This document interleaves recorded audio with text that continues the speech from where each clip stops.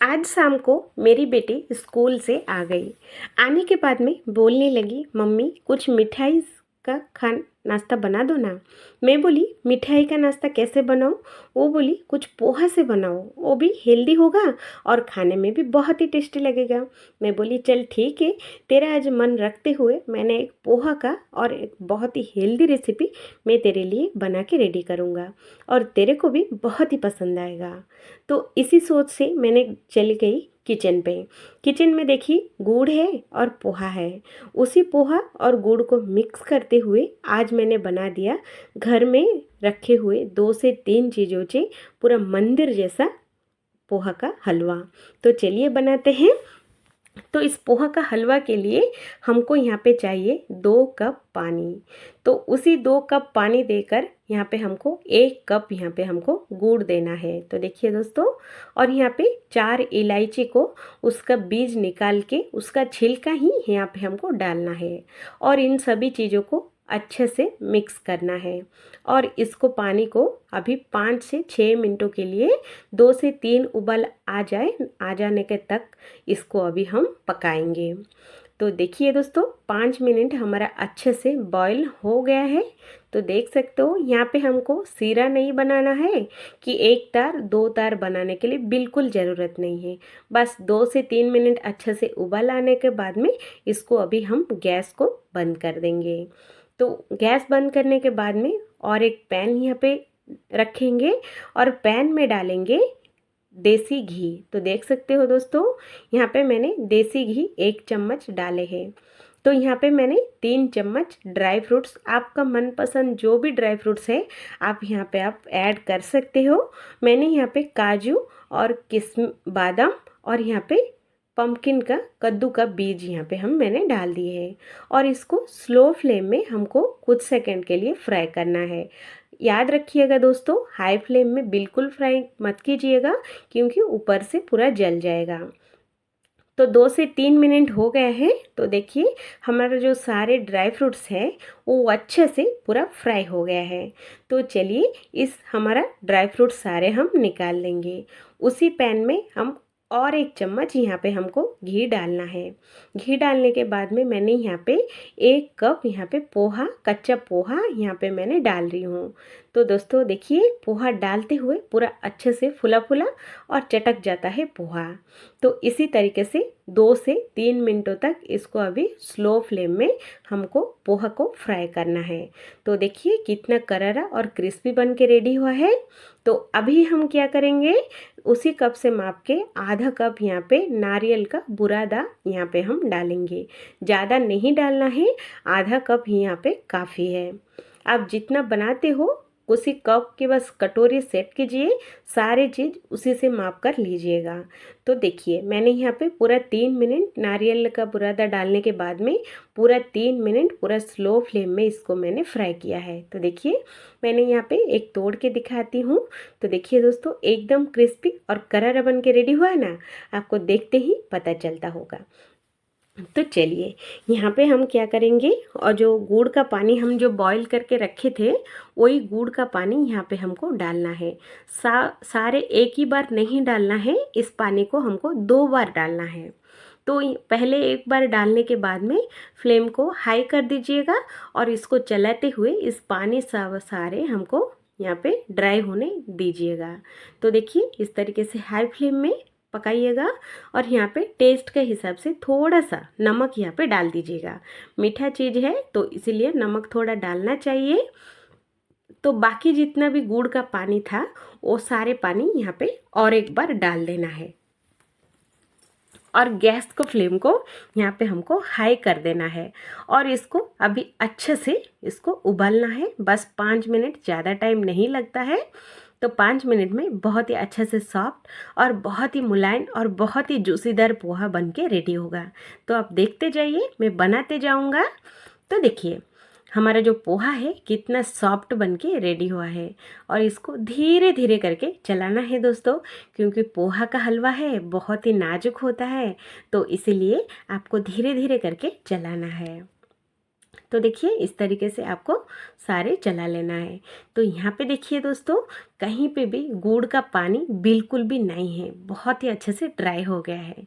तो मैंने आपको पहले बोली थी ना, गुड़ का जो इलायची का छिलका हमको देना है और बीज बाद में देना है। उसी बीज को रख के यहाँ पे आप डाल दीजिएगा, लास्ट स्टेज पे आप डाल दीजिएगा।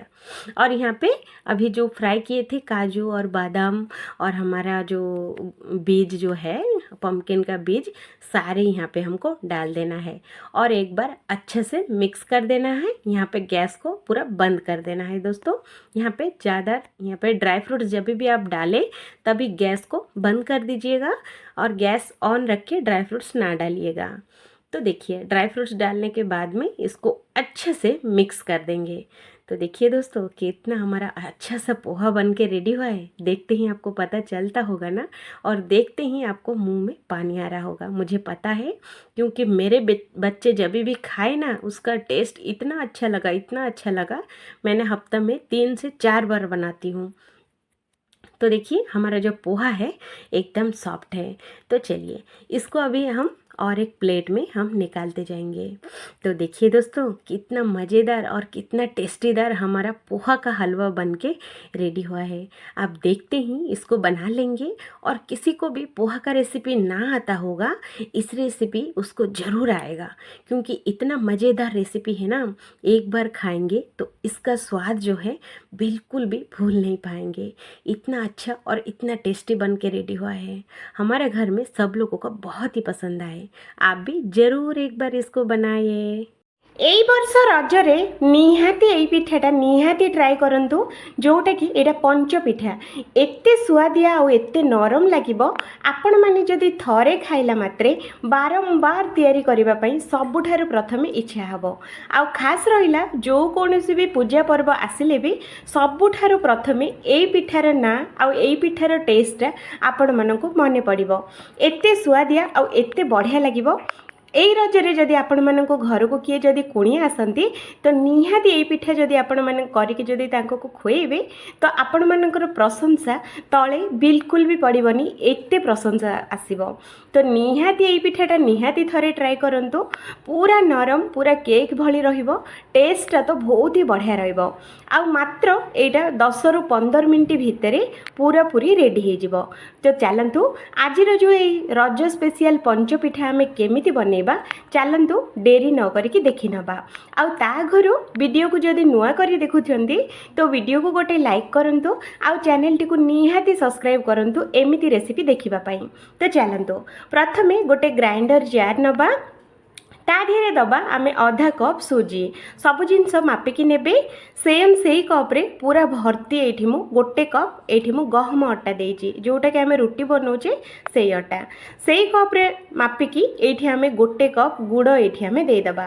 ଫ୍ରେଣ୍ଡସ୍, ଯଦି ଗୁଡ଼ ନାହିଁ ତ 1 କପ୍ ଆପଣମାନେ ଚିନିରେ ବି ବନେଇ ପାରିବେ, କିନ୍ତୁ ଗୁଡ଼ରେ ବନେଇଲେ ଟେଷ୍ଟଟା ବହୁତ ଭଲ ଆସିବ। ଆଉ ଭଲ ବାସ୍ନା ପାଇଁ ଏଇଠି ଆମେ ଦେଇଦେବା 3ଟି ଗୁଜୁରାତି। ଆଉ ଏଇଠି ନଖ ଉଷୁମ କ୍ଷୀର ଏଇଠି ଆମେ ଦେବା 2 କପ୍। ତ ଏତିକି ଜିନିଷ ଏଇଠି ଏତିକି ହିଁ ଦେବା, ଆଉ କିଛି ବିଲକୁଲ ବି ଦେବାନି। ଆଉ ଆକୁ ଚିକ୍କଣ କରିକି ବାଟି ଆଣିବା। ତ ଏଇଠି ଦେଖନ୍ତୁ ଫ୍ରେଣ୍ଡସ୍, ପୁରା ପରଫେକ୍ଟ ବାଟି ହେଇଛି। ତ ଏଇ ବାଟିଥିବା ବ୍ୟାଟରଟାକୁ ଆଉ ଗୋଟେ ବାଉଲକୁ ଆମେ ଏମିତି ବାହାର କରିନେବା। ଯଦି ଲାଗିଥିବ ତ ହାତରେ ବି ଆପଣମାନେ ବାହାର କରିପାରିବେ। ତ ଏଇଠି ଦେଖନ୍ତୁ ଫ୍ରେଣ୍ଡସ୍, ମୁଁ ଗୋଟେ ବାଉଲରେ ଏ ବ୍ୟାଟରକୁ ବାହାର କରିଦେଇଛି। ଆଉ ଆକୁ ଘୋଡ଼େଇକି 5ରୁ 10 ମିନିଟ୍ ପାଇଁ ରେଷ୍ଟ ପାଇଁ ଛାଡ଼ିଦେବା। 5ରୁ 10 ମିନିଟ୍ ପରେ ଦେଖନ୍ତୁ ବ୍ୟାଟରଟା ଆମର ବହୁତ ହି ବଢ଼ିଆ ସେ ଫୁଲି ଯାଇଛି। ତ ଏଇଠି ଆମେ ଦେବା ଭାଜିଥିବା ରଖିଥିବା, ଏଇଠି ଆମେ କିଛି ଚିନାବାଦାମ ଦେବା 1 ଚାମଚ ବଡ଼ ଚାମଚରେ। ସେମ୍ ସେଇ କପ୍ରେ ମାପିକି ଏଇଠି ଆମେ 1 କପ୍ ନଡ଼ିଆ କୋରା ଏଇଠି ଆମେ ଦେବା। ଆଉ ସାଙ୍ଗରେ ଅଧା ଚାମଚ ଏଇଠି ଆମେ ଧଳା ରାଶି ଦେବା। ୟାର କଞ୍ଚିନେସ୍ ଆଉ ଟେଷ୍ଟଟା ବହୁତ ଭଲ ଆସିଥାଏ। ସାଙ୍ଗରେ ଅଧା ଚାମଚ सोप भी ये आम देदेबा पान मधुरी टेस्ट आउ बास्नाटा बहुत भल आसो। तो निहाती पान मधुरीटा बिल्कुल भी स्किप करेनि। तो ये सबूक जिनस दे सारा बढ़िया से आपको गोलेबा 2 ରୁ 3 मिनट पर्यंत गोटे साइड्रे ही गोलेबे बैटरटा पूरा हल्का हम आउ बहुत ही बढ़िया से फुल। तो ये आम गोटे छोट चामच खाइबा सोडा जोटा कि बेकिंग सोडा भी ये आम दबा सांगे से चामच रे लुण को देख स्वाद अनुसार ये आम लुण ये आम देदबा लुण और बेकिंग सोडा दे सारा 2 ରୁ 3 मिनट आउ थे बढ़िया से आपको फेंटी नवा। तो ये देखते फ्रेंड्स बैटरटा आमर बहुत ही बढ़िया से फेंटी हो जाइए। तो आपण मैंने देखिपे ये मुझे बढ़िया से बैटरटा को गोलैकी रेडी करची।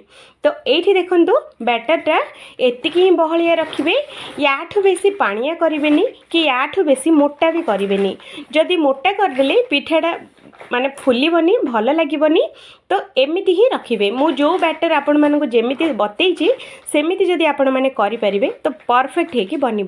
तो ये आम गोटे बड़ डंकी दबा आउ ये आम नहीं जा गोटे तड़का पैन रे दबा आधा चामच देसी गुआ घी गरम हो सारापर ये आम गोटे चामच बैटर ये आम दबा आउ दे सारापर या आम घोड़े दबा 2 ରୁ 3 मिनट पाई।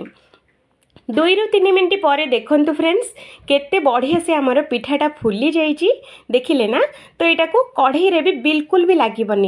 तो या कौन करवा आम एमती ओल्टई दबा ओल्टई देला या आउ थे घोड़े 2 ରୁ 3 मिनट किंतु गैस रो फ्लेम टाको लो ही रखिए हाई फ्लेम रे बिल्कुल बनइबेनी। तो ये देखंतु 2 ରୁ 3 मिनट भितर दी साइड जाक केते बढ़िया से आमर फ्राई होइछि आ केते सुंदर भी सेकी हो जाइछि। जदि आपण मानक पाखरे तड़का पैन नाही तो आपण माने गोटे छोटिया कढ़ई रे भी आपण माने बनै पारिबे बहुत ही बढ़िया से बनिबो बहुत ही टेस्टी भी लागिबो। तो देखंतु फ्रेंड्स आज जो आमर रज स्पेशल पंचपिठा पूरा बनिकी रेडी हो जाइए। ए वर्ष रजरे निहाती ट्राए करंतु समस्त को बहुत ही पसंद आसीबो आ थरे खाइला मात्रे बारंबार तैयारी करबा पई इच्छा हबो। तो निहाती थरे बनातु। तो मु रोहुची फ्रेंड्स आउ थरे देखा हबो आ गोटे नुआ आ गोटे फ्रेश वीडियो रे। से पर्यंत जय जगन्नाथ। ए रजरे निहाती बनातु आ निजे खांतु घर लोकन को भी खाइबा पई दियंतु देखिबे समस्त को आपण मानक प्रशंसा करबाटा एकदम भूलिबेनी। तो आउ थरे देखा हबो आ गोटे नुआ आ गोटे फ्रेश वीडियो रे। से पर्यंत जय जगन्नाथ।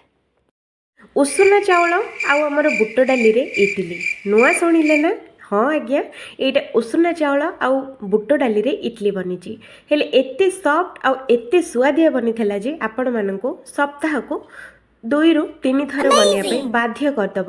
कारण ये उषुना चाउल बुट डाली इडली सांगे मु गोटे चटपटा आउ नुआ चटनीटे मु शेयर करिछि जो चटनीटा ए इडली रे स्वादटा आउरी डबल रु ट्रिपल करिवो।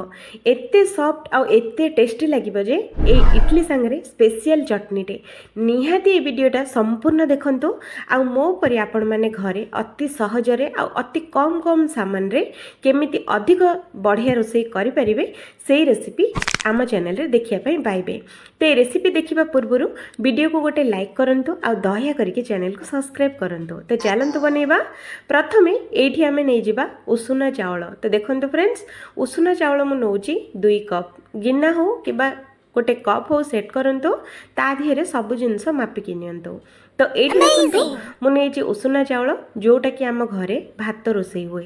तो ये भल कि देखो फ्रेंड्स तापर ये आम से कप्रे मापिकी ये आम दबा आधा कप बुट डाली। तो देखिपे तो सांगे ये मु गोटे चामच बड़ चामच रे गोटे बड़ चामच ये मुझे बिरी नदेले भी चलो ऑप्शनल अच्छी। तो ये आम कौन करवा आधा चामच मेथी देकी आपको पानी देकी 2 ରୁ 3 थर भल भाव धोईदबा कारण ये न धोइले बिल्कुल भल लगे। तो से आमको 2 ରୁ 3 थर बढ़िया से आपको धोइबार अच्छी। तो ये देखते फ्रेंड्स मु 2 ରୁ 3 थर भल भाव धोई देइछि। तो ये आम आउ थे भल पानी ये देकी या घोड़ेकी 2 ରୁ 3 घंटा भिजिया छाड़देबा 2 ରୁ 3 घंटा भितर बढ़िया से भिजिଯିब। तो ये देखंतु 2 ରୁ 3 घंटा भितर केते सुंदर भिजी जाइछि।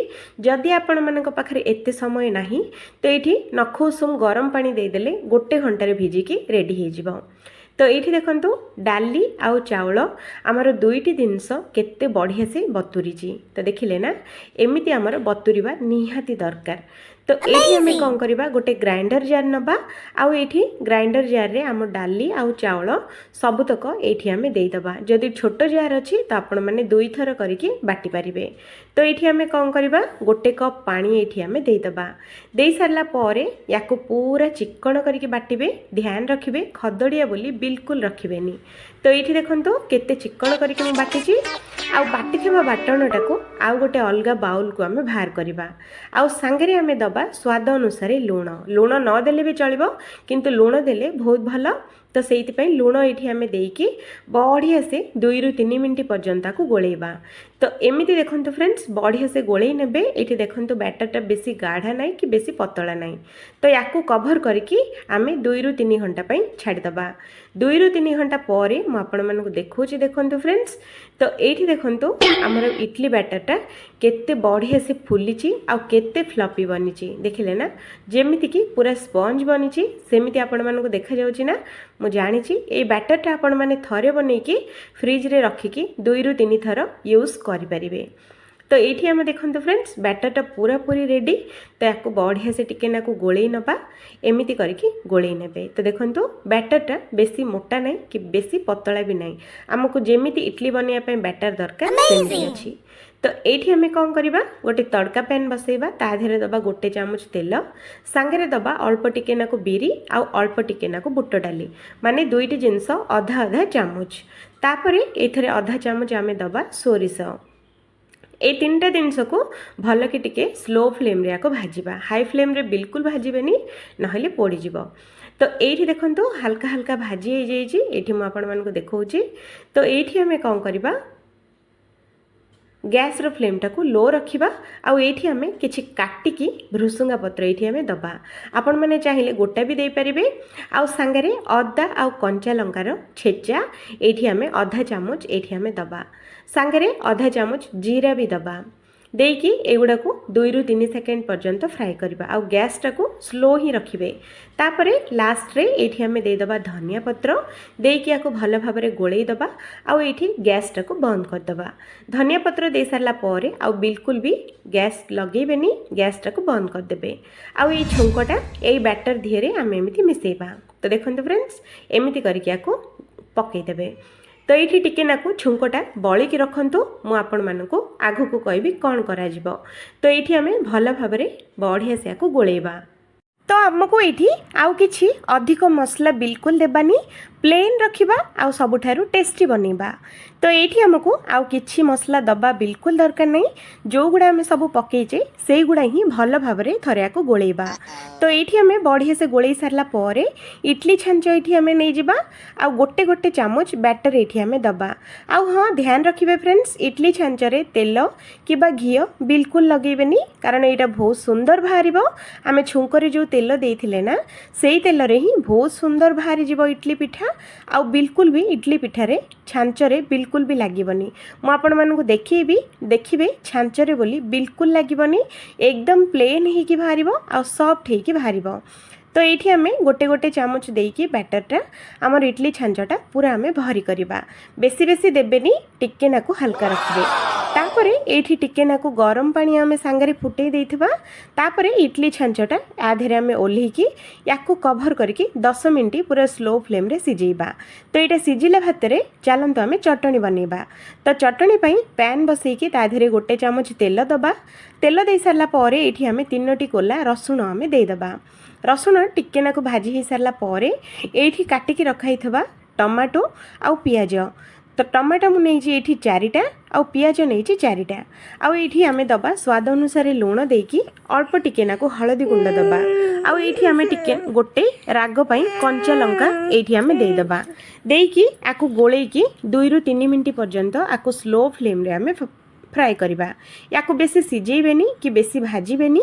मुझे जेमिति देखा सेमिति जदि बनइबे तो अधिक टेस्टी सांगरे अधिक सुआदिया भी लगिबो। आउ याकू बढ़िया से गोले सारा पर याकू कभर करके 2 ରୁ 3 मिनट पर्यंत आपको पूरा स्लो फ्लेम रे सिझेबा। तो ये देखो फ्रेंड्स 2 ରୁ 3 मिनट भितर केते सॉफ्ट आउ केते सुंदर हमर बढ़िया से भाजी होइची ता संगे भल से भी सिझी जाइए। तो ये आपण मैंने देखिपे तो ये आम गैसटा को बंद करवा आउ टिके नाकू ठंडा हो सारा पर ये आम गोटे ग्राइंडर जार रे ए सबुतक जिनस आम ये आम देदेबा। ये आपण मैंने राग को देखिकी देबे, जदि बेसी खाऊले बेसी लंका भी दे पारिबे। तो सांगरे अल्प टिके नाको माने गोटे कप पानी ये आम दबा आम टेस्ट आहरी डबल करने अल्प टिके नाको धनिया पत्र ये आम देदेबा। देकी आपको पूरा चिक्कण करके बाटी आनिबा। बाटी सारा पर आउ गोटे बाउल को आम बाहर कर नबा। तो ये देखते फ्रेंड्स मुझे आगुरी जो आपको कही छुंकटा टिके नाको बलिकी रखिए तो बलिकी छुंकटा ये देदेबा। दे सारा पर अल्प टिके नाको चटपटा अधिक टेस्टी अधिक लगे अधा लेंबू चिपुड़ी ये चटनीटा को भल भाव में गोलेबा। तो देखो इडली आमर पूरा परफेक्ट मैचिंग चटनी पूरा रेडी। सांगे देखो इडलीटा भी बहुत ही बढ़िया से सिझी जाइए। तो इडलीटा को आम बाहर कर नबा। देखो फ्रेंड्स केते बढ़िया से फुली आउ केते सॉफ्ट भी बनी। तो ये टिके नाकू ठंडा हो सारा पर इडलीटा आम बाहर करवा। जदि गरम गरम जदि बाहर करेंगे फ्रेंड्स तो इडली छांचरे लगिज। तो से टिके नाकू ठंडा हो गला पर आपण मैंने बाहर करेंगे। तो ये देखो इडलीटा गोटे सेप होके आसी आउ इडली छांचरे बिल्कुल भी लगिनी। तो इडलीटा एते मसलादार आउ एते टेस्टी लगुला जे आम घर लोकों को समस्त को बहुत पसंद आसी। जदि आपण मैंने भी बनइबे तो आपण मान घर लोकों को भी बहुत ही पसंद आसीबो।